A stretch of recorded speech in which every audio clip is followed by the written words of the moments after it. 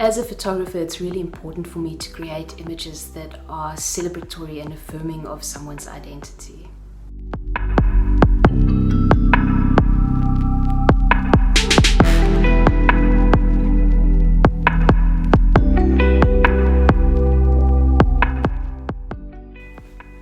As visual storytellers, we have the opportunity to inspire change and to shed light on important issues in the world.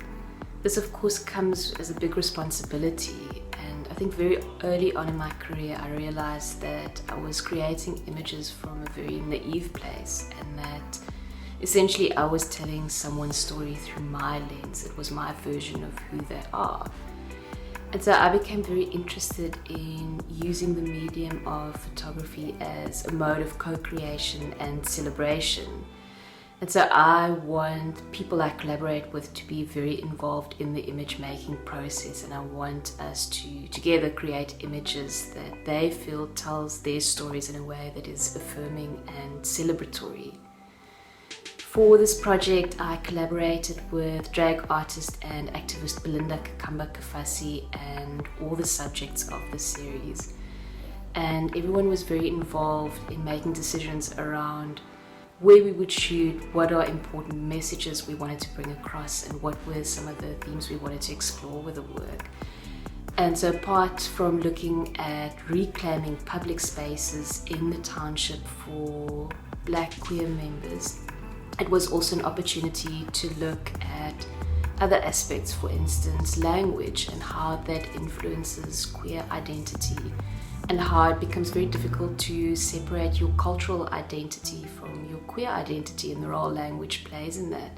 In South Africa, for instance, there's no word in the Xhosa language for a drag artist or being gay, and this makes it very difficult when you go back to your family who don't necessarily speak English and you need to express your sexual identity to them, but you're lacking the words to do so. One of the other themes we wanted to look at was to really challenge the cultural norms in terms of binary ways of thinking about clothing, and specifically items that are used in the Xhosa tradition. So, for instance, a woman would wear specific items of clothing or use cultural objects